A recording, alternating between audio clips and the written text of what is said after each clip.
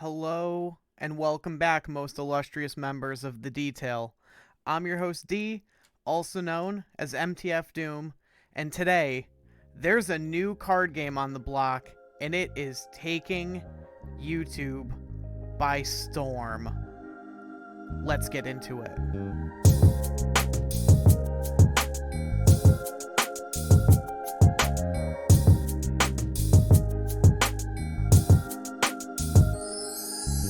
Welcome back. So before we get into it, as always, a like and a subscribe and especially a Discord join goes a long way. Thank you everyone who has donated either their time or money to queer orgs or to me, me, a queer person, on this, the most holy of months. I'm glad I finally have some names chalked up on that blackboard at the end of the video. You'll get to see them this video. And without any further ado, I'm sure you've heard it. I'm sure you've heard of it. The hype is immaculate. They're doing such a good job getting people interested in this game. It's you know, free to play. It's even cheaper than Marvel Snap. It's got the best, like, brewing, deck building kind of thing I've ever seen. It's the most interesting format I've ever encountered. I can't wait to share it with you. It's Penny Dreadful. It's Penny Dreadful. Magic the Gathering's format, Penny Dreadful. That's what we're all talking about, that, right? We're all on the same page. So I'm so sorry for the bait and switch. Listen, Marvel Snap is still super cool. I'm still gonna make Snap content. I am a little bored with it because it's like, after High Evo, there hasn't been like really a big shakeup in the meta since then, right? And I've been playing a lot of the same lists. I hit like, if you saw yesterday's video, I hit Infinite with my just bounce list. Like, it didn't have any edits to it. Living Tribunal didn't change anything. I don't feel like I can really flex my creative muscles as far as deck building or playing. That's not true. Playing, you can gain a lot of advantage being a very creative player, and Snap still does that. But I crave the deck building. It calls to me. So, at least for now, we're gonna do a couple videos of Penny Dreadful. We'll see how it goes. The other thing is that I really like Penny Dreadful content, and there's fucking hardly any of it on YouTube. And I'd like to change that. I'd like to be able to help grow a small community of Penny Dreadful enjoyers. And a lot of the people in my Discord, I feel like my core fan base is also people for whom this is an ideal format, because they are all poor homosexuals like myself. And so having a free format where you can be flamboyantly creative is, it's ideal. Okay, so we'll learn about Penny Dreadful from themselves, and then I'll actually tell you what it is. So it's a format featuring Brain Freeze, Frantic Search, Fact or Fiction, 10,000 more. Yeah, okay, cool. Cheapest format ever played. We will get into that. This is the truest of the true. Brewer's Paradise, absolutely. Diverse format, yeah, the most diverse. And this is sort of like, these two are kind of the big points that I am interested in. Tons of organized play is technically true. That's a technically true statement, although this format is not recognized by Wizards of the Coast, and we'll actually get into why that is probably for the best. So, what is Penny Dreadful? With any luck, I'll have some info on the side here popping up now.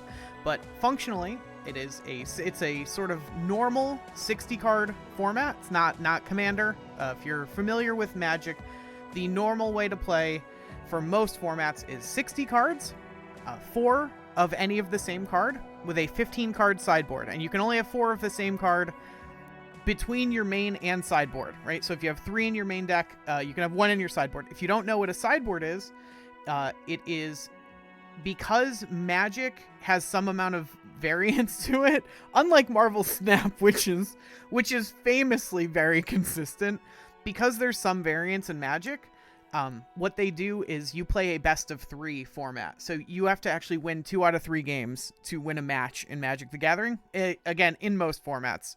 Commander is an outlier in a lot of these, but Commander's cool in its own right, but it has precious little to do with the rules of the game as usual, and more to do with some other stuff. But all that being said, the crux the crux of this format is that every card, for a card to be legal in Penny Dreadful, it must have a 2-week price average of 2 cents or below. And that might make you think that it's a very, very low power format, but it is not. It's a format of cards mostly that are just barely not good enough for other formats. Some of them are actually banned in like other formats, and so they're banned in like one format where they're totally broken, but then they're not good enough in a different format. That Magic is weird like that, where cards can actually be legal in like Modern but be banned in Legacy, which is technically a much more like high power. You'd expect, well, it should be banned in Modern then, but legal in Legacy because Legacy has answers to it. But it's very interesting because it's only like too powerful because of the sort of other cards that can prop it up. And there's cards like that are legal in Penny Dreadful that can see some play, which is really cool and interesting to me. The other thing is that while technically you do have to buy these cards, let's hop over here real quick. Let's just find any deck. Oops, all spells. And so right here, see there's this button that says buy. I actually missed it. I've recorded this video once already. It was a little sloppy. I had forgotten some things and I was watching it back and I'm like, hang on, I could do this better. So you go to click buy over here. It brings you to cardhoarder.com. Oh, let me do a little extendo. You hit add to cart, right? Look, $3. $3 for this whole deck. And that's assuming I needed every card in the deck. Okay? You go to checkout and you hit loan account. You do have to this is free. You have to make an account on Card Hoarder to do this.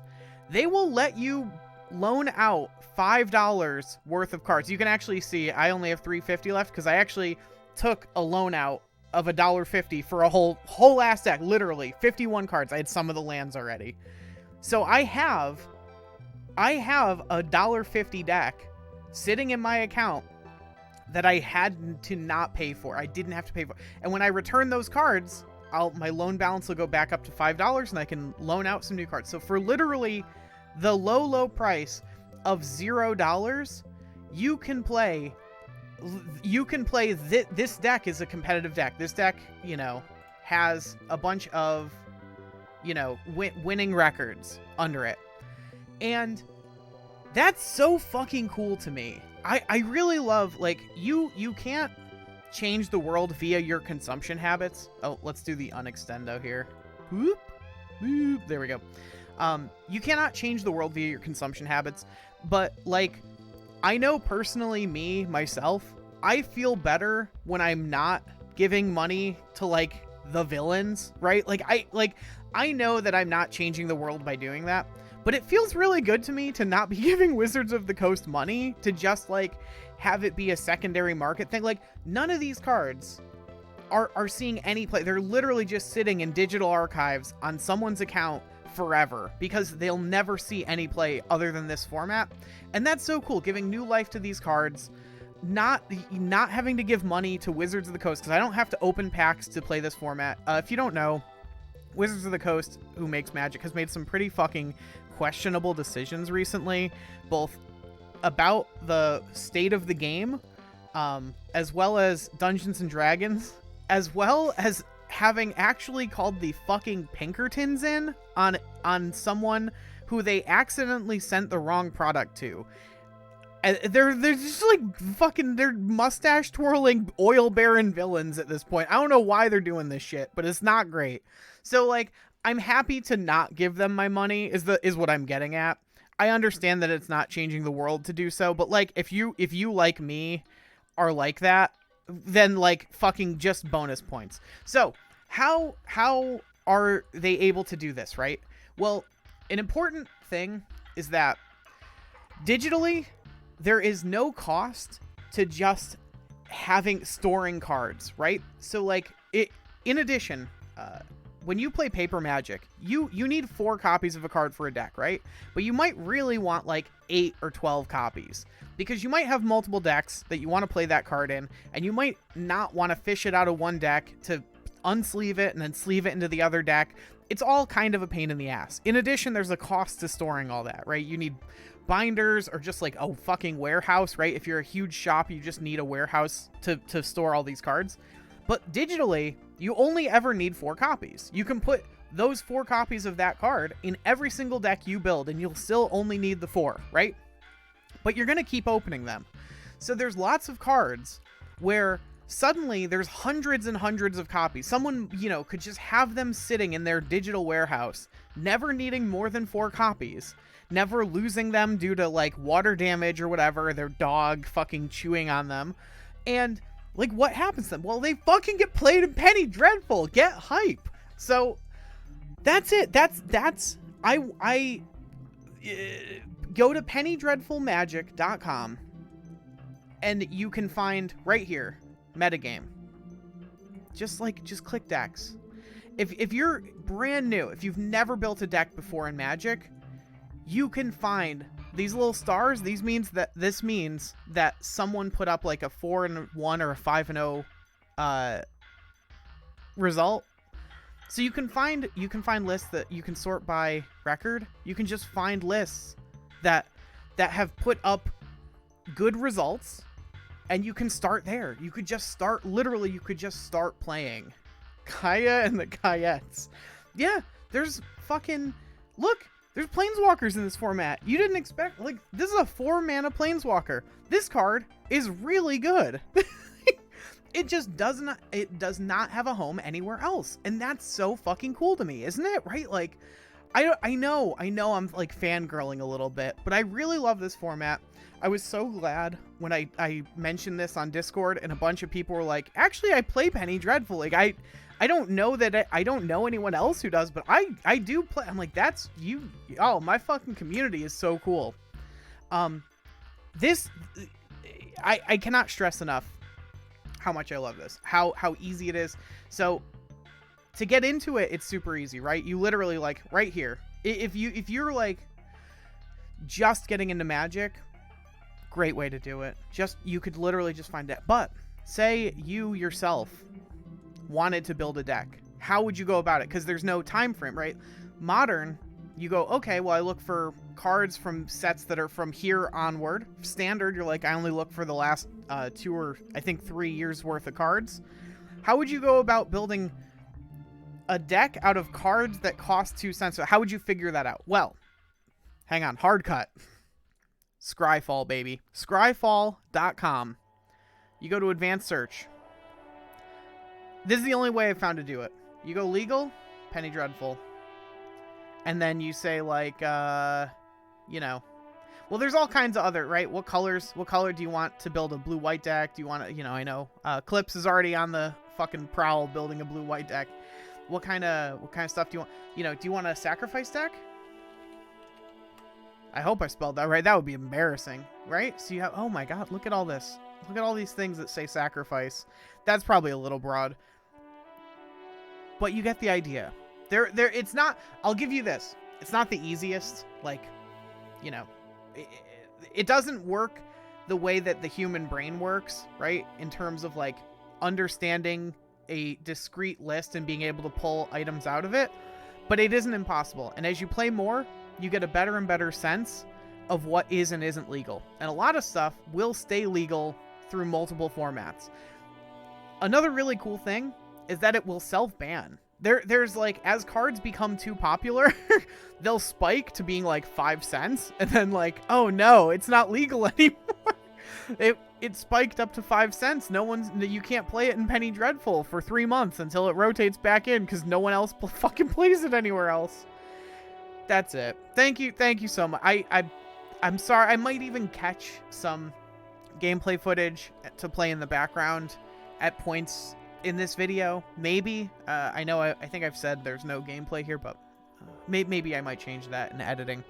But I thank you so much for your time. I thank you so much for just being along for the fucking ride, for whatever we do. The outpouring of support is always so cool. I hope that you have a great day, and I will see you all tomorrow.